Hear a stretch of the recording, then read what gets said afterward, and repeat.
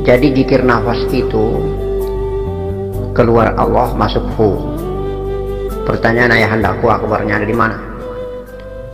Letak hu masuk kemudian tenggelam menuju ke posisi akbar.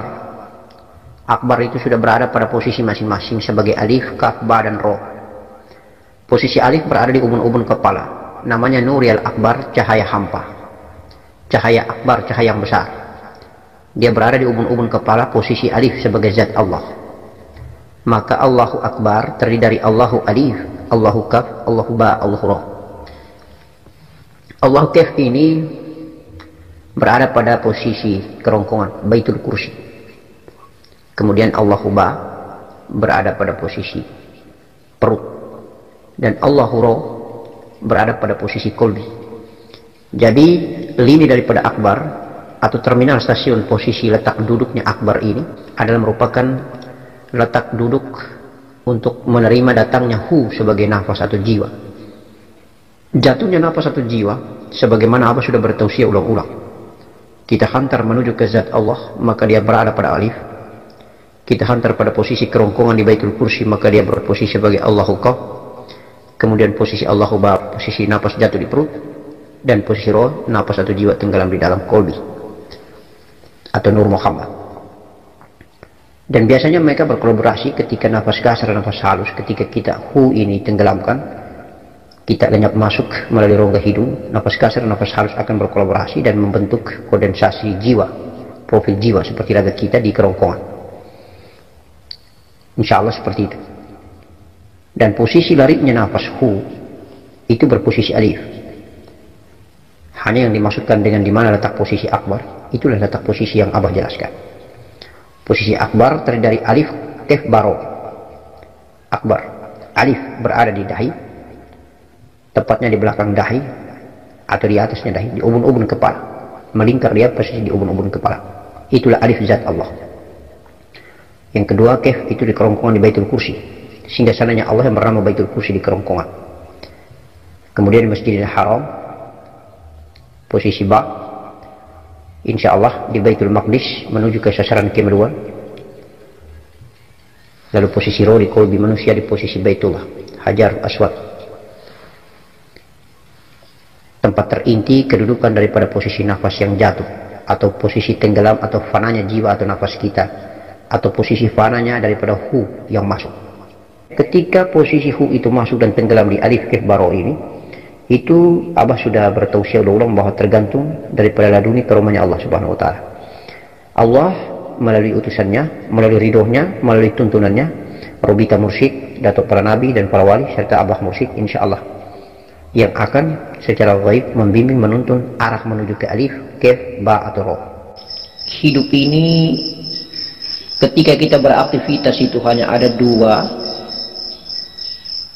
dalam proses fana di dalam zat Allah Subhanahu wa ta'ala. Ketika kita bertakbir dan ketika kita tidur. Ketika kita bertakbir Allah Akbar, insya Allah saat itulah takbiratul ula teramat sangat penting dan berharga, karena pada saat itu walaupun hanya 5 menit detik hitungannya, tetapi kita bisa khusyuk, kita bisa fana, hilang lenyap dunia seisinya. Ketika kita isbatkan hu pada saat bertakbir, hilang lenyap dunia seisinya.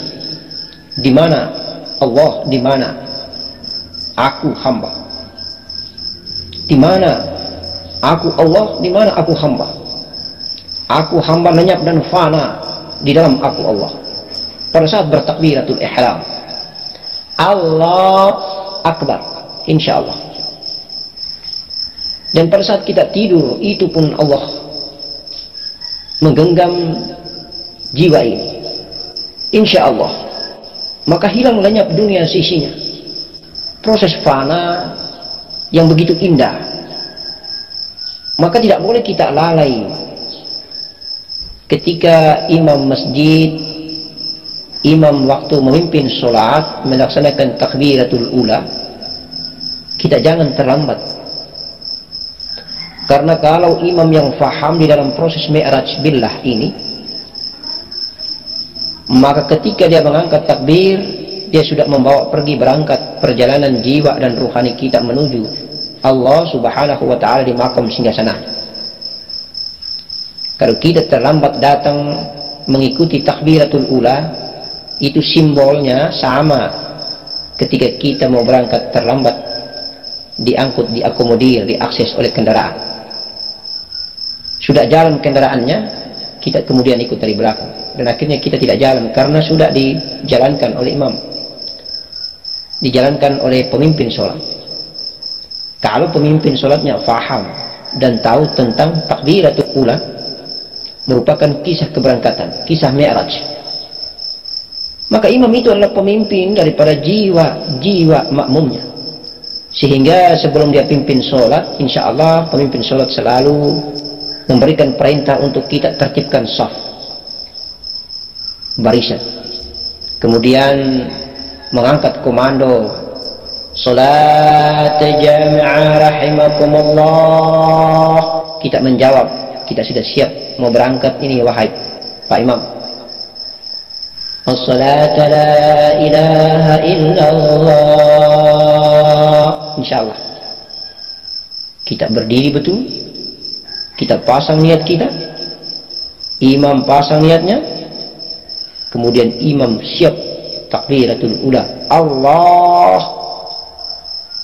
memberangkatkan kita tenggelam di dalam hunya imam. Itulah hunya Rasulullah, itulah hunya baginda Nabi Muhammad sallallahu alaihi wasallam, menuju ke pemilik hu. Alif, Allahu Akbar, Allah pemilik segalanya.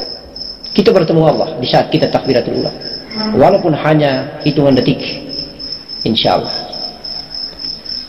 Begitupun ketika kita tidur, sama. Maka perjalanan nafi isbat ini tidaklah gampang. Perjalanan nafi isbat keluar Allah masuk hu ini selalu kita lakukan dalam kondisi natural. Sudah berjalan, cuma kita tidak pernah menyadari bahwa nafas kita beribadah.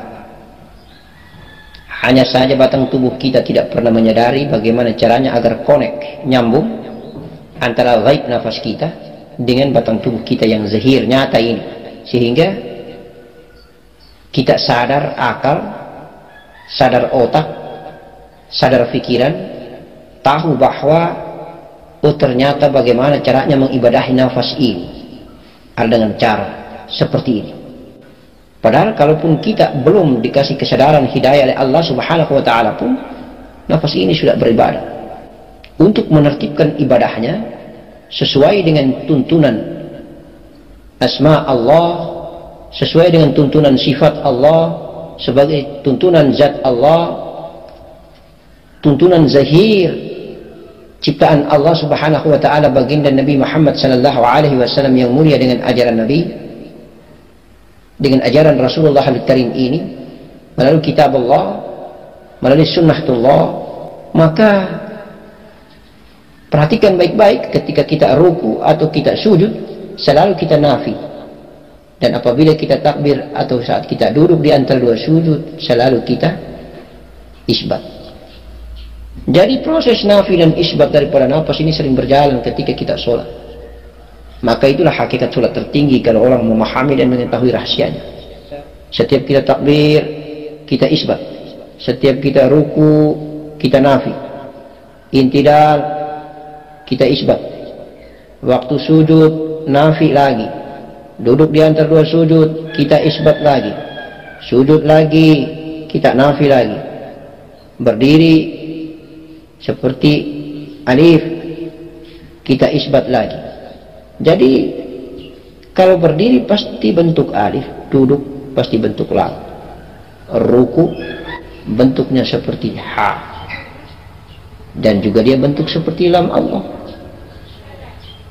dan sujud dia bentuk seperti huruf mim. Intinya pada saat kita berdiri pasti kita isbat,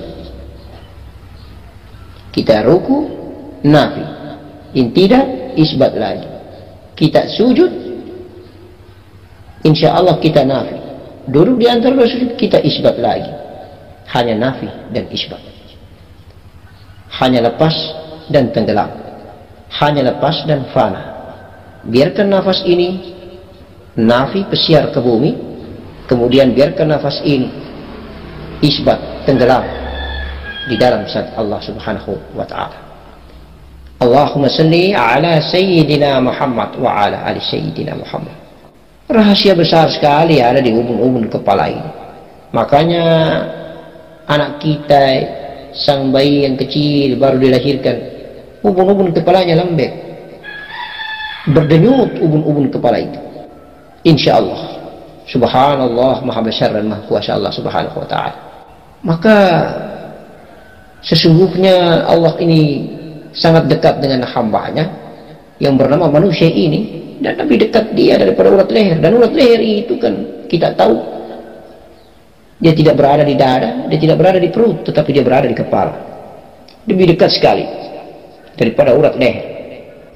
Penuh dengan tafsiran dan kajian yang luar biasa dalam kedalaman tauhid, dalam kedalaman iman, hakiki ma'rifat billah. Maka kepala ini merupakan mahkota tertinggi dari semua batang tubuh. Kedudukannya dan makomnya, tempat tinggalnya kepala itu berada di atas. Itulah alif. Nafas masuk akan berkolaborasi membentuk lam alif. Nafas kasar dan nafas halus. Kemudian membagi profil ini, yang halus menuju ke zat Allah, ubun-ubun kepala. Kemudian yang kasar turun ke kolbi. Kalau dia hanya membentuk satu profil alif, dia ke kepala, di ubun-ubun kepala zat Allah, maka hanya ada dua, mati suri atau mati benar. Tapi kalau dia turun ke kolbi, maka insya Allah dia hidup. Maka negeri akhirat itu ada di atas ubun-ubun kepala zatullah. Negeri dunia itu ada di kolbi Nur Muhammad. Sehingga apabila engkau meminta akhirat, maka pergilah di ubun-ubun kepalamu. Tetapi apabila engkau meminta dunia, pergilah di hatimu. Engkau akan mendapatkan dunia di hatimu, engkau akan mendapatkan akhirat di atas ubun-ubun kepalamu. Engkau akan dikabulkan akhiratmu oleh zatmu, dan engkau akan dikabulkan duniamu oleh kolbimu, oleh Nur Muhammadmu. Karena Nur Muhammad yang mengadakan adanya dunia. Ana minurillah ala alamin minuri. Aku berasal dari cahaya Allah, kata Nur Muhammad. Dan karena cahayaku, Nur Muhammad bilang, seluruh alam raya jagat maya pada ini tercipta. Seluruh alam semesta tercipta. Maka dunia ada pada Nur Muhammad, akhirat ada pada Nur Zatullah. Hakikinya hanya satu ahadatul wujud, Zatullah, yang tiada tetapi ada. Dia berada pada dua makom singgasana yang terindah.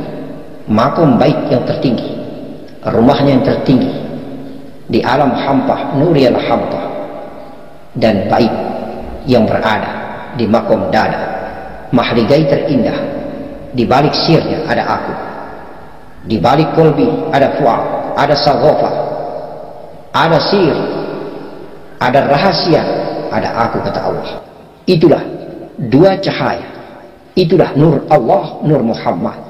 Nurun ala nuri, nur Allah di dalam Nur Muhammad, Nur Muhammad di dalam nur Allah. Insya Allah tugas dan peranan yang ada di kolbi sering berkolaborasi, karena memang dia turun naik, turun naik dari sulbi, turun ke rahasia diri kita, kemudian naik ke kolbi. Dari sulbi turun ke rahasia diri kita, kemudian naik ke kolbi. Insya Allah apabila dia naik menuju ke zatullah, menuju ke ubun-ubun kepala manusia, maka berakhirlah hidup ini, kematian yang akan kita dapatkan. Maka ingat baik-baik pada saat kita jalan pulang, perjalanan sakaratul maut setiap hamba, kerabat dekat kita, coba kita dekat-dekat berada di samping kiri, di samping kanannya. Insya Allah kita akan temukan tentang rahasia jalan pulang itu. Awalnya dia dingin dari kaki, kemudian dia naik ke betis, kemudian naik ke kemaluan, kemudian naik ke perut. Maka mati awal bumi ini di perut, mati awal kehidupan dunia ini di perut, tetapi masih bergerak di seputar dada. Hembusan napas bumi dan napas langit masih beraktivitas, keluar masuk di mulut atau keluar masuk di hidung. Insya Allah tergantung maqam dan derajat ketakwaan, tauhid, kemuliaan, indahnya seorang hamba di hadapan Allah. Ada yang keluar masuk lewat mulut, tapi ada juga yang keluar masuk lewat hidung. Ada yang kasar lewat mulut karena dunianya, tetapi ada yang halus, indah lewat hidung karena akhiratnya. Oleh karena itu tinggal kita mengamalkan aktivitas hidup di muka bumi ini. Kalau lebih banyak engkau condong mempertuhankan duniamu, maka ingat baik-baik, mulutmu menjadi kendaraan terbaik keluar masuknya napas ini.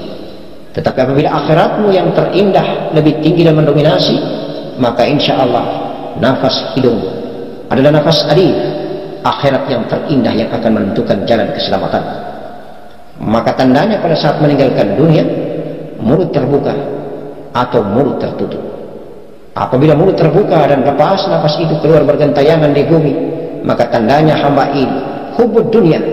Tetapi apabila nafasnya tenggelam dan insya Allah mulut dikatupkan, mata terpejam, yang ada hanyalah nafas alif keluar masuk di rongga hidung yang terindah, sebagaimana datangnya Nur Muhammad yang keluar masuk melalui hidung ini, maka indahnya negeri akhirat terpampang dengan kasaf mukassafah di hadapannya, keindahan surgawi, keindahan jannah, keindahan al-malakuti ruhu al-malakuti nur, keindahan jemputan para malaikat yang terindah, jemputan para malaikat dengan tangga-tangga saf-saf jabarah, insya Allah dengan kain hanuts yang wangi seperti kasturi, bahkan lebih wangi daripada kasturi.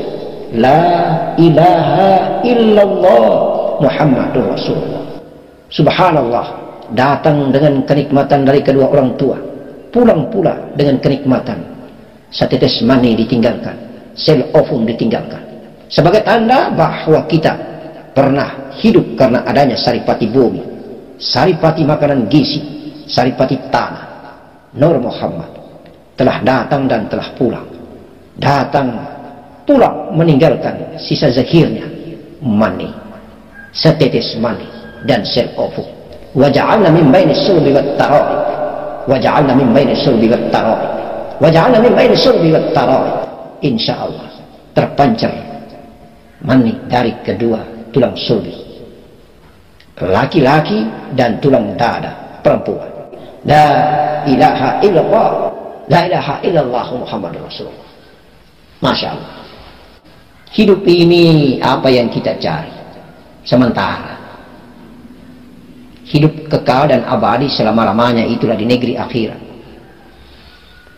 Hanya banyak sekali hamba Allah di muka bumi ini lupa. Ada yang mati dalam keadaan sementara makanan berada di mulutnya.